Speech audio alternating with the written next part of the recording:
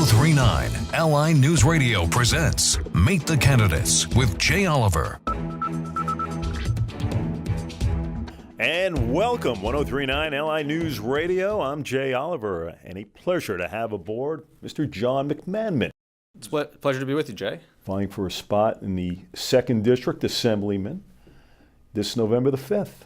That's right. There's a special election, same day as all the town races, November 5th. And you have an interesting background, and I'm going to bring up your age because I find it interesting. And I find it very refreshing in the fact that, you're a 28-year-old guy, and you're kind of climbing that ladder, and now you're kind of thrown into a situation where, this is one heck of a situation, being the 2nd District, which goes from Mount Sinai all the way out to Orient Point. I mean, that's a large area, large communities to kind of oversee. Give me an idea of how you made it to this point. That's absolutely right, Jay. Well, I am 28. I'm younger than most people running.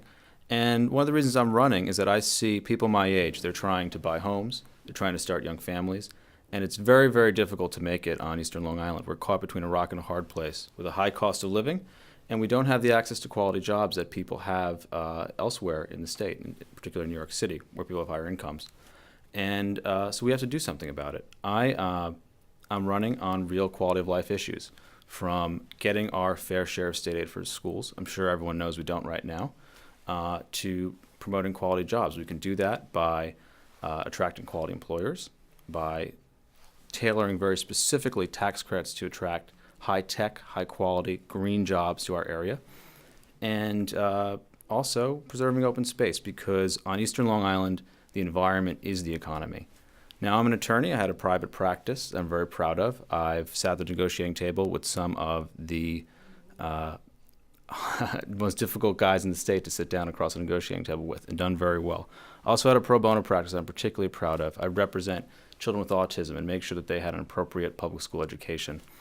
And you know what? I really am running with a commitment to make sure that on Eastern Long Island, people in the middle class, people working hard to get into the middle class, who work hard, who play by the rules, have a fair shot to make it. Property taxes is a huge issue in this particular district, as every district. Let's put it this way. Everybody says the property taxes are my number one concern. Jobs too. I mean, I'd like to see a lot of young folks. I got young kids, and I'd like to see some jobs so that these kids can stay here and maybe grow a little bit. But let's get to the property taxes. Do you think we could combat this head on and make some headway after so many years and years and years of trying to fight it? What are your viewpoints? How can you fight it? Well, really the original sin of economics on Long Island is the fact that in Nassau and Suffolk County, we send 17% of the state's kids to schools and get back less than 12% of the state aid for those same schools. So we have to make up the difference when we pay local property taxes. We have to do more to make sure that formula is fair, that it accounts for the high cost of living here on Long Island. And beyond just property taxes, we can target specific corporate taxes to grow jobs. We can index the enhanced STAR program for our higher cost of living here on Long Island, and we can lower the age for enhanced STAR from 65 to 62. All those things amount to a real, viable plan to reduce taxes and account for our higher cost of living on Eastern Long Island.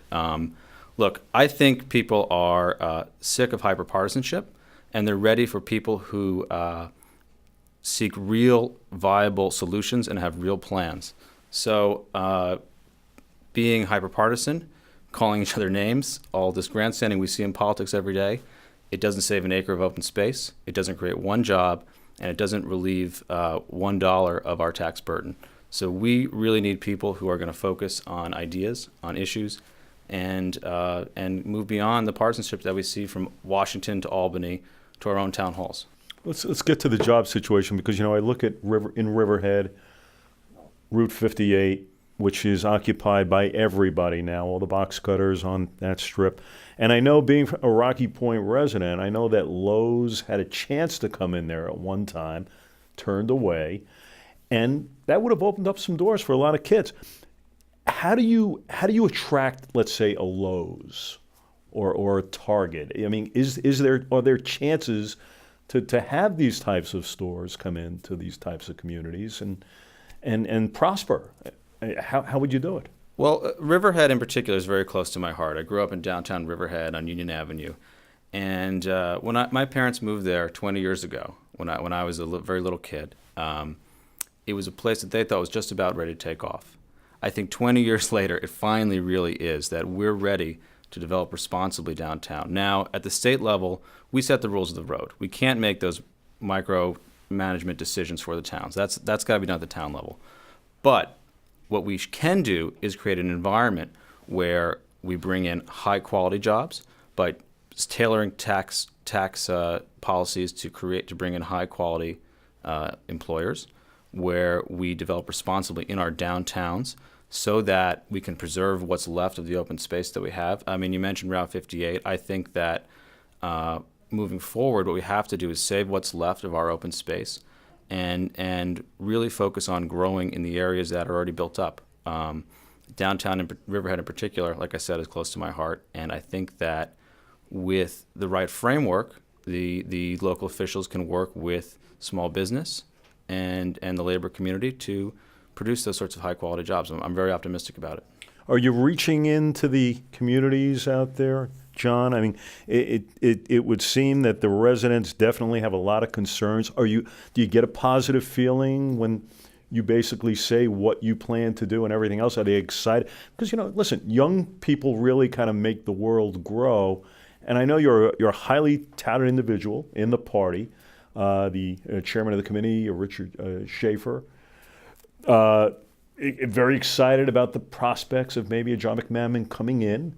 Have you been in touch with the community, and what's their overall feel? Absolutely. When you bang on doors and you talk to people, which I have every single day for the last few months, people are ready for a new generation of leaders to step up. People who are less concerned about partisanship, people who are more concerned about common sense solutions. A lot of the stuff isn't rocket science. It's making sure we spend our tax dollars well, making sure phone calls are returned, and getting the nuts and bolts of government right. Beyond that, while we have to get the little things right, we have to get the big things right too. That means building an economy that allows for a broad and inclusive middle class. It means, like I said, spending our tax dollars wisely, and where we spend them making a bit of a difference in the lives of people in the middle class and people working very, very hard to make their way into the middle class. That's what this is about. I would represent a district of hardworking people, of people who just want to play by the rules and have a decent job, leave things a little bit better for their kids, and retire with dignity eventually. So I really think that in our time, while when we look ahead, we need a new generation of people to step up who can move beyond it. I'm endorsed by the Independence Party. I'm very, very proud of that. I'm sure you know, Jay, that they endorse people who are pragmatic, people who are open-minded, and people who are independent. When I represent this district in Albany, I'm going to vote for my district ahead of my party, and I'm going to vote my conscience ahead of personal advancement. And you know what? That's what we need. We need fresh blood. That's every person I talk to, young, old, rich, poor.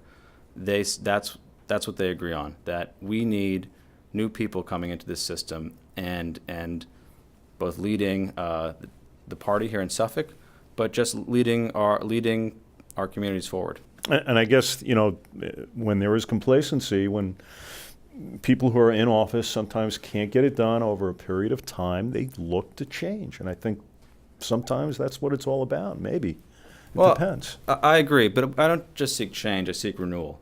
We need to return to the idea that public service is a noble undertaking, that politics can be more than mudslinging, than grandstanding, that it can still be a conversation about real ideas, and a return to the idea that, look, if you work hard and you're honest, you can win the right way. That's what this campaign is premised on. All right, and that's John McManmon. And, of course, he's running on the Democratic side in the 2nd District as Assemblyman. And I'm Jay Oliver for 103.9 LI News Radio. Have a great day.